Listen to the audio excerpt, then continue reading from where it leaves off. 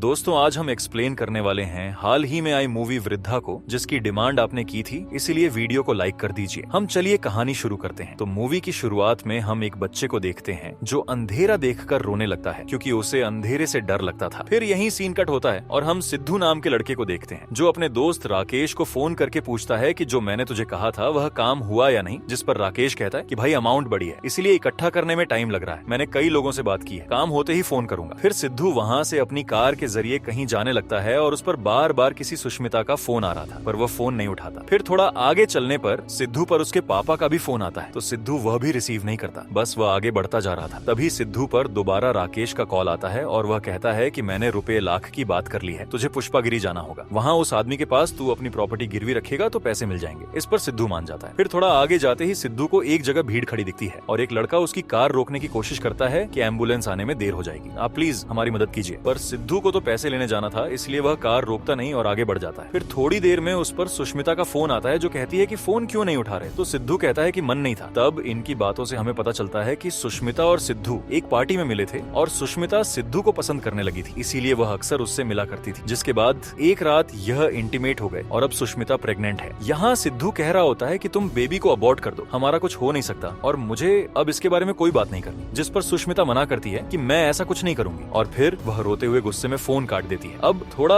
आगे जाते समय सिद्धू को अपना पास्ट याद आता है जहाँ सिद्धू अपनी लवर प्रिया के साथ जा रहा था। तब प्रिया सिद्धू से एक ट्रिप पर जाने की परमिशन मांग रही होती है जिसमें उसका दोस्त रिची भी आएगा, लेकिन सिद्धू कहता है कि मुझे रिची की नीयत शुरू से ही अच्छी नहीं लगती, तुम मत जाओ। पर प्रिया सिद्धू को मनाने लगती है कि रिची से मेरा कुछ भी नहीं, वो बस मेरा दोस्त है। तब सिद्धू भी मान जाता है। फिर ये एक जगह रुक कर किस करने लगते हैं। अब सीन प्रेजेंट में आता है और सिद्धू अपनी कार में फ्यूल डलवाता है। तभी वह देखता है कि एक वैन उसका पीछा कर रही है, पर सिद्धू इस बात पर ज्यादा ध्यान नहीं देता और आगे बढ़ जाता है। फिर सिद्धू पर उसकी बहन का फोन आता है जो कहती है कि भैया तुम कहाँ हो, तो सिद्धू कहता है कि मैं काम के सिलसिले में बाहर आया हूँ, कल शाम को लौटूंगा। इस पर उसकी बहन कहती है कि तुम भी घूमने निकल गए और पापम भी घूमने निकले हैं, मैं ही घर में अकेली हूँ। तो सिद्धू कहता है कि कोई बात नहीं, मम्मी पापा जल्द ही घर में आ जाएंगे। यह कहकर वह फोन काट देता है। इसके बाद सिद्धू के पीछे वह वैन वाले लोग दोबारा आने लगते हैं तो डर के मारे सिद्धू भाग जाता है। फिर वह आगे जाकर रुकता है तो वैन उसके सामने से निकल जाती है, जिससे सिद्धू को चैन की सांस आती है कि कोई दिक्कत नहीं, यह उसका बस भ्रम था। फिर थोड़ा आगे जाने के बाद सिद्धू सिगरेट पीने के लिए एक दुकान पर आता है। तभी सिद्धू पर किसी का फोन आता है जो कहता है कि मेरे पैसे तू कब वापस करेगा, मैं अपने पैसे लेने के लिए तेरे घर के बाहर खड़ा हूँ और वहाँ तेरी बहन है। ये सुनकर सिद्धू कहता है कि मेरे घर से चले जाओ, मैं तुम्हारे पैसे जल्दी लौटा दूंगा। लेकिन यह आदमी तो सिद्धू को गाली देने लगता है तो सिद्धू भी उसे सुनाकर फोन काट देता है। इनकी बातों से साफ था कि सिद्धू ने इन लोगों से कोई मोटी अमाउंट उधार ली है जिसे वह भर नहीं पाया, इसलिए अपने हिस्से की प्रॉपर्टी गिरवी रखकर वह पैसों का इंतजाम कर रहा है और अब तक उसने थोड़ा बहुत पैसा जमा कर लिया। फिर यहाँ चाय वाले से वह कहता है कि आगे का रास्ता ठीक तो है ना, जिस पर चाय वाला बताता है कि गाड़ी संभाल के चलाना, गड़बड़ तो मिलेगी ही। जिसके बाद सिद्धू पुष्पागिरी के लिए निकल जाता है। अब यहाँ से सीन पास्ट में जाता है जहाँ हम देखते हैं कि सिद्धू वही लड़का है जिसे हमने मूवी की स्टार्टिंग में देखा था और वह अंधेरे से डरता है। फिर आज सिद्धू पैसों का इंतजाम करने ही निकल रहा होता है क्योंकि उधार देने वाले आदमी का उस पर बार बार फोन आ रहा था। हालांकि सिद्धू के पापा के पास पैसे तो थे पर सिद्धू उनसे पैसे मांग नहीं सकता क्योंकि वह आए दिन सिद्धू को बेरोजगार होने का ताना मारते हैं और हो सकता है कि सिद्धू ने कोई बिजनेस करने के लिए पैसे लिए होंगे पर वह फेल हो गया, इसलिए वह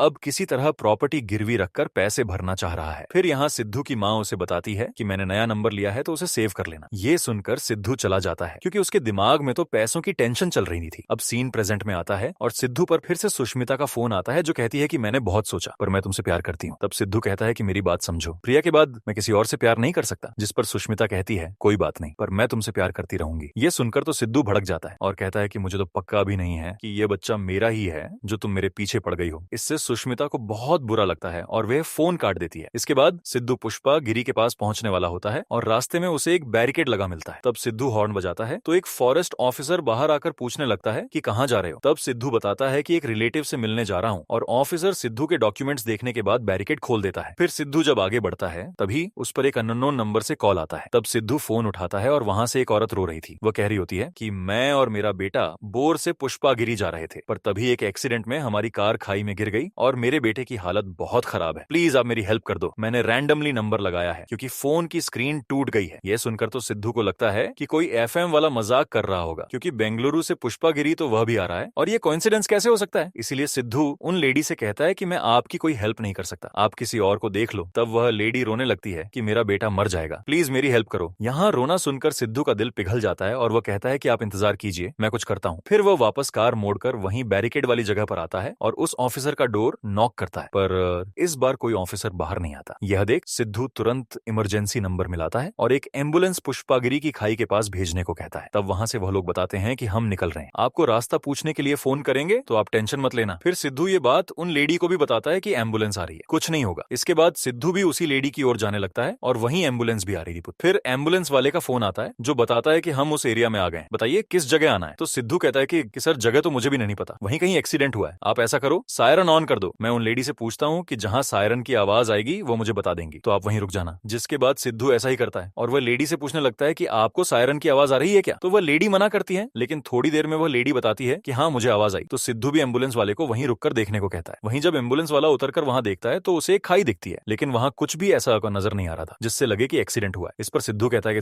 कि सर वहां एक्सीडेंट हुआ है, वरना मैं झूठ थोड़ी कहूंगा। तो एम्बुलेंस वाला कहता है कि जाके ठीक है, मैं लोगों को लेकर आता हूँ, हमें खाई में उतरकर उन लोगों को देखना होगा। तभी सिद्धू का उस लेडी से कनेक्शन टूट जाता है और वो बार बार उस नंबर पर कॉल करने की कोशिश करता है, पर अब फोन नहीं लग रहा था। जिसके बाद सिद्धू तो आगे बढ़ने लगता है, लेकिन थोड़ी दूर जाते ही एक मोड़ पर उसकी कार का एक्सीडेंट हो जाता है और कार सीधा खाई में गिरती है। फिर यहाँ से सीन पास्ट में जाता है जब सिद्धू से उसकी गर्लफ्रेंड फ्रेंड प्रिया मिलने आई थी और वो बताती है कि मैं रिची से शादी कर रही हूँ। ये सुनकर तो सिद्धू के होश उड़ जाते हैं और प्रिया अपनी शादी का कार्ड देकर चली जाती है। उसी दिन के बाद से सिद्धू प्रिया की यादों में डूब गया था, उसे हर समय प्रिया के साथ बिताए पल याद आते थे। फिर सीन प्रेजेंट में आता है और हम अगले दिन का सीन देखते हैं जहाँ सिद्धू कार में फंसा था और उसे काफी चोटें आई थी। फिर सिद्धू जब होश में आता है तो अपनी हालत देखकर उसके होश उड़ जाते हैं। वह यहाँ से निकलने की कोशिश करता है पर कार का दरवाजा लॉक था और उसके शरीर में इतनी भी जान नहीं थी कि वह उसे खोल सके। यहाँ सिद्धू फोन मिलाने की कोशिश भी करता है तो सिग्नल नहीं आ रहे थे, इसीलिए वह उस दिन वहीं पड़ा रहता है। फिर रात को जब बारिश होती है तो वह उस पानी को पीकर काम चलाता है। अब अगले दिन सिद्धू सोचता है कि ऐसे तो काम नहीं चलने वाला, इसीलिए वह किसी तरह हिम्मत करके दरवाजा खोलता है और कार से अपने पैसे जो उसने जमा किए थे वह लेकर आगे बढ़ने लगता है। इसके बाद वह आगे तो बढ़ रहा था पर उसे समझ नहीं आता कि जाना कहाँ है। इसी दौरान उसे एक नदी मिलती है तो वह उसमें नहाने लगता है। फिर जब रात होती है तो सिद्धू को ठंड लगने लगती है, लेकिन यहाँ की लकड़ियां गीली थी और सिद्धू से ठंड बर्दाश्त नहीं हो रही थी। ऐसे में बचने के लिए सिद्धू अपने पास रखे नोटों को लकड़ी के साथ जलाने लगता है, जिससे उसे थोड़ी राहत मिलती है। और सिद्धू की अंतरात्मा उसे कोस रही थी कि जिस पैसे के लिए इतना कुछ हो गया और तू हमेशा इसे जोड़ता रहा, आज अपने हाथों से इसे जला रहा है। अब यहाँ से सीन पास्ट में जाता है जहाँ प्रिया के जाने के बाद सिद्धू नशे में डूब चुका था और उसी दौरान सुष्मिता उसकी जिंदगी में आई थी। अब सीन प्रेजेंट में आता है और सिद्धू ने एक बैग रुपए जला दिए थे, जिसके बाद वह आगे बढ़ रहा था। फिर थोड़ा आगे चलने पर सिद्धू के फोन पर सिग्नल आते हैं और वहाँ सुष्मिता के वॉइस मैसेज आए थे। उसमें वो कह रही थी कि तुम चाहे कितना भी गुस्सा कर लो पर मैं तुमसे प्यार करती हूँ और